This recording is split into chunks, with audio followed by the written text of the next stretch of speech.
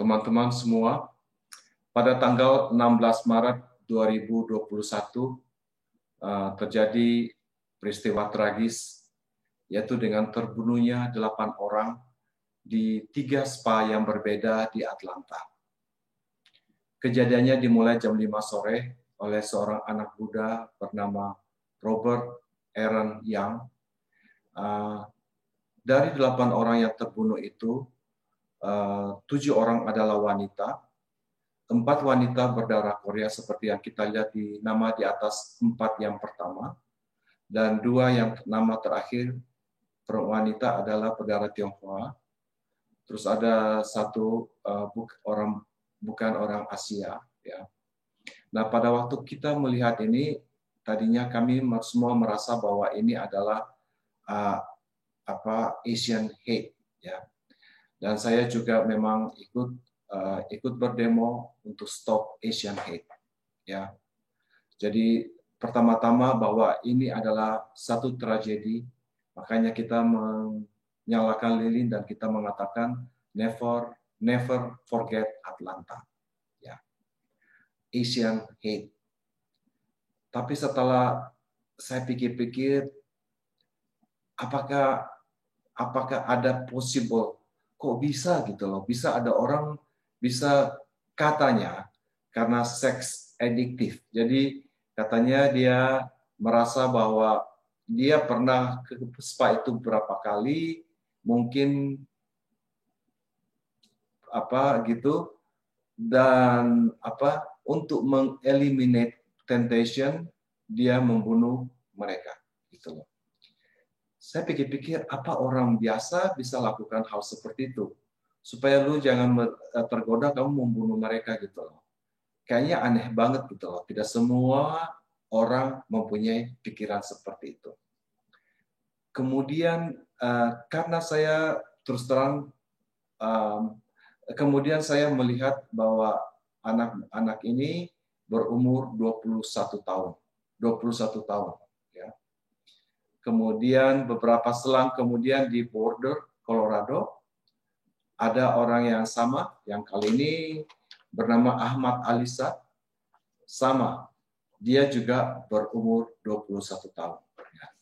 Jadi hari ini saya mau cerita tentang berumur 21 tahun. Saya juga terus terang hampir pernah mengalami hal yang serupa, hampir dibunuh. 20 tahun, tepatnya tahun 94, oleh seorang anak muda yang bernama Carl Norregan, dan dia juga berumur sekitar 21 tahun. Ya. Nah, ini yang umur ini yang membuat saya bagi orang biasa yang tidak pernah mengalami, mungkin kalian tidak terlalu ini dengan umur seperti ini. Ya. Tetapi saya lihat persamaan dari mereka ini pada waktu berumur 21 tahun. Kebetulan papa tiri daripada Carl Norregan yang mau bunuh saya ini bernama Steve. Dia menceritakan pada saya bahwa 2 uncle daripada Carl Norregan ini, omnya, dari mama dari adiknya, adik dari mamanya, 2 orang, ketika berumur 21 tahun, akil balik, entah katanya seperti switch. Jadi orangnya biasa-biasa aja, tidak ini, tiba-tiba pada satu hari tiba-tiba seperti switch, seperti lampu dinyalain gitu loh. Tiba-tiba dia berubah, mereka bunuh 5 orang dan commit suicide. 2 orang omnya si Carl. Dan si Carl pada waktu itu juga, selama pengamatan saya, dari 3 bulan tinggal sama saya, orangnya biasa aja, dia tidak pernah marah, tidak pernah menentang saya. Kalau saya bilangin dia dengerin. Tiba-tiba satu hari tiba-tiba bisa berubah gitu. Nah, saya melihat jangan-jangan mereka ini semua itu adalah karena bipolar atau skizofrenia. Mungkin kita di Indonesia banyak yang tidak pernah dengar hal itu. Karena ini kayaknya masih baru. Waktu tahun 94 saya hampir tidak pernah dengar ada istilah itu. Ya, tapi semakin lama semakin banyak, dan karena saya bisa itu karena kebetulan saya mengalami sendiri dengan yang bipolar ini. Jadi saya lebih interesting dan lebih pengen tahu ini kok bisa begitu loh, ya. Jadi ada beberapa ciri daripada orang bipolar ini, daripada yang ini. Jadi saya menduga bahwa pembunuh ini si Robert Aaron Young dengan siapa namanya Ahmad Alisa, kemungkinan mereka punya skizofrenia atau bipolar. Saya bukan psikolog, maaf, saya hanya menduga sebagai orang biasa yang kebetulan pernah mengalami hampir kejadian yang serupa.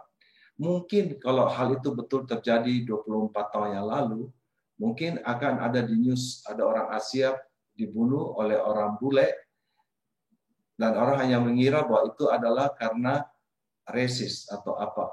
Tapi saya tahu benar bahwa itu adalah karena bipolar atau skizofrenia. Berikutnya kalian akan bisa melihat link daripada video saya yang menceritakan kejadian itu hampir serupa terjadi pada saya 24 tahun yang lalu. Jadi ada beberapa ciri yang saya perhatikan daripada yang saya alami ya, yang saya lihat ada mirip-mirip. Yang pertama, bahwa bipolar ini biasanya, jadi saya waktu itu perhatikan di Carl Norregan ini, dia bisa tidur 2 hari 2 malam. Mungkin kalau pas lagi down, dia bisa dalam depresi, dia bisa tidur, tidak bangun-bangun 2 hari 2 malam gitu loh. Orang biasa kan sudah bisa tidur 2 hari 2 malam ya. Dan ada karena itu ketika dia down, makanya disebut bipolar, 2 kutub. Jadi ekstrim. Pada waktu dia itu down, dia down dan bisa bunuh diri ya. Terus kemudian pada waktu dia up, tiba-tiba dia mempunyai ide-ide yang cemerlang gitu, walaupun tampaknya tidak make sense ya. Jadi itu salah satu yang saya lihat. Yang kedua, bahwa dia itu dia selama 3 bulan pertama waktu tinggal sama saya, dia tidak ada apa-apa. Kita tidak pernah berkelahi, tidak pernah bertengkar, dia tidak pernah argue juga.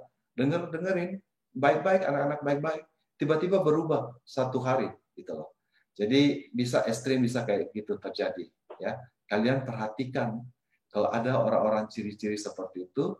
Dan ketiga, ada umur tertentu yang membuat mereka, terutama pada waktu umur akil balik 21 tahun. Saya tidak tahu ada apa dengan umur 21 tahun ini. Tapi ini 2 orang ini melakukan hal yang serupa pada waktu umur 21 tahun. 2 uncle-nya Carl juga bunuh orang pada waktu dia umur 21 tahun. Dan Carl Norregan juga umur 21 tahun, saya kira pada waktu itu. Sekitar gitulah. 21 tahun lewat something gitu. So, kayaknya ada umur tertentu yang bikin turn on gitu, seperti bom waktu gitu loh. Nah, yang ketiga, ini pengamatan saya sebagai orang biasa ya, bukan ini. Pada waktu mereka jadi manic gitu, penyakitnya muncul gitu, mereka mempunyai kekuatan luar biasa. Waktu itu Carl hampir cekek saya dengan dia punya ikat pinggang. Kayaknya kekuatannya besar banget gitu loh. So itu yang ini saya lihat. Terus keempat, mereka sangat agresif waktu itu. Jadi waktu itu dia paksa mau ambil mobil saya untuk pergi gitu loh. Nah ini saya lihat juga hampir serupa dengan si Robert Aaron Young. Saya dengar satu malam, saya baca 1 malam sebelumnya dia diusir oleh papanya. Mungkin pasti ada pertengkaran, dia mungkin agresif atau bagaimana, mungkin jebol tembok. Dan saya dengar papa Carl, Steve juga kasih tahu saya kalau di rumahnya si Carl jebol tembok. Dia mungkin pukul sampai jebol. Jadi ada kekuatan ekstra gitu. Wah, sampai bisa jebol tembok gitu. So itu yang saya lihat, yang saya perhatikan. Terus kemudian ada momen ketika mereka lakukan itu, dia blank. Jadi waktu saya tanya, Carl, kamu kenapa mau bunuh saya? Dia bilang, hah? I don't want to kill you. Dengan saya tidak bikin apa-apa. Saya tidak pengen to kill you. Jadi pada waktu dilakukan itu, dia punya pikiran ada kayak blank gitu loh, ada kosong. Apa dia tidak ingat dia lakukan hal seperti itu. Ya, walaupun kemudian perlahan mungkin bisa kembali karena dia sempat cerita pada saya apa yang terjadi. Tapi sempat juga dia bilang pada waktu dia manik itu bahwa dia tuh tidak lakukan apa-apa. He doesn't remember what he do gitu. Jadi itu beberapa yang ciri yang saya lihat ya daripada orang-orang, dan saya melihat jangan-jangan ini dua orang ini adalah bipolar gitu loh. Ya. Jadi apa? Karena si Robertnya juga dia mati-matian berkata bahwa ini bukan motivasi Asian hate, tapi karena dia dalihnya eliminate supaya dia tidak tergoda, ya mereka dia bunuh orang itu. Itu kan tidak masuk logika kan?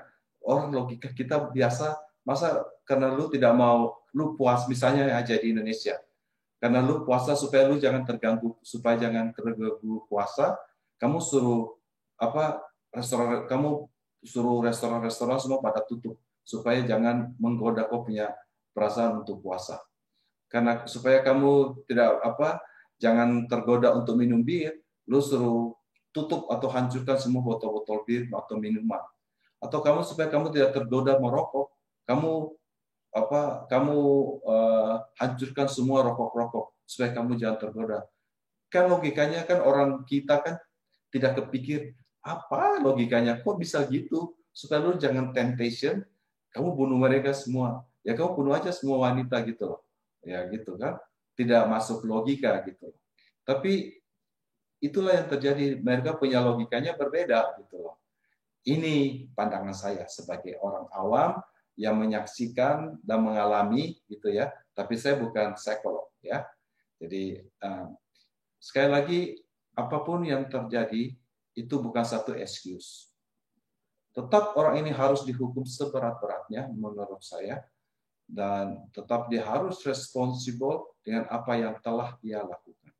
Ya, 8 korban yang terjadi di Atlanta dan 10 orang yang terjadi di Boulder, kita semua menundukkan diri, kita semua mengenang akan mereka bahwa mereka telah menjadi korban pembunuhan. Ya, ini adalah our grandma, ini adalah our auntie, ini adalah our mom. Ya, jadi ini 7 wanita ini adalah saya merasa bahwa ini seperti kita punya mama, kita punya tante, kita punya oma, ya. Nah, ya teman-teman, itu yang saya mau sedikit share, bahwa apakah ada kemungkinan lain motif pembunuhan daripada 8 orang ini. Terima kasih.